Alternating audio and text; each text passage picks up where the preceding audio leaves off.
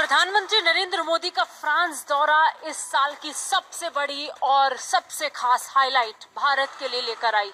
प्रधानमंत्री Modi CEO forum में पहुंचे और यहां पहुंचने के साथ ही फ्रांस को एक ऐसा ऑफर दे दिया जिसके बाद फ्रांस में मौजूद उद्योग जगत के सभी उद्योगपति गदगद हो गए। और सिर्फ उद्योगपति ही नहीं बल्कि इमैनुअल मैक्रोन भी इससे काफी खुश नजर आए। भारत और फ्रांस की दोस्ती बहुत तेजी के साथ गहरी हो रही है।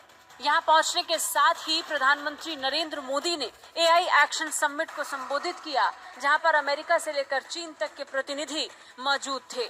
और इसके बाद बारी सीईओ फोरम की थी। प्रधानमंत्री मोदी यहाँ भी पहुंचे और फ्रांस के लिए भारत के दरवाजे खोल दिए।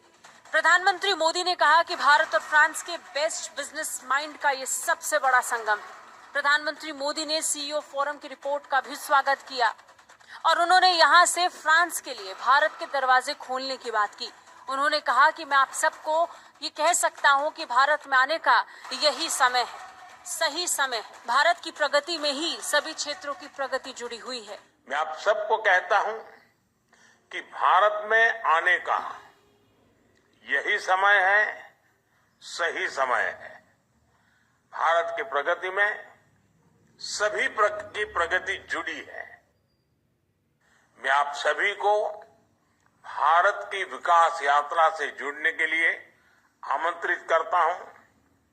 जब फ्रांस की फिनेस और भारत का स्केल मिलेगा, जब भारत का पेस और फ्रांस का प्रिसिजन मिलेगा, जब फ्रांस की टेक्नोलॉजी और भारत का टैलेंट मिलेगा, तो सिर्फ बिजनेस लैंडस्केप ही नहीं, ग्लोबल ट्रांसफॉर्मेशन होगा।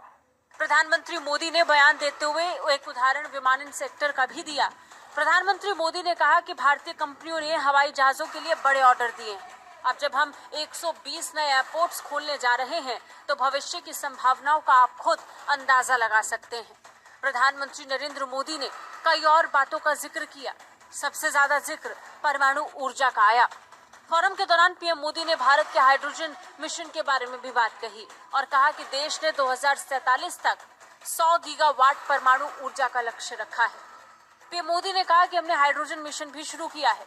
2047 तक हमने 100 गीगावाट परमाणु ऊर्जा का लक्ष्य रखा है। इसे निजी क्षेत्र के लिए खोला जाएगा। हम नागरिक परमाणु डोमेन को निजी क्षेत्रों के लिए खोल रहे हैं। खास बात यह है कि परमाणु डोमेन का निजी क्षेत्रों के लिए खोलना इसे और खास बना रहा है और फ्रांस को ज्यादा उत्सुक करने वाला है।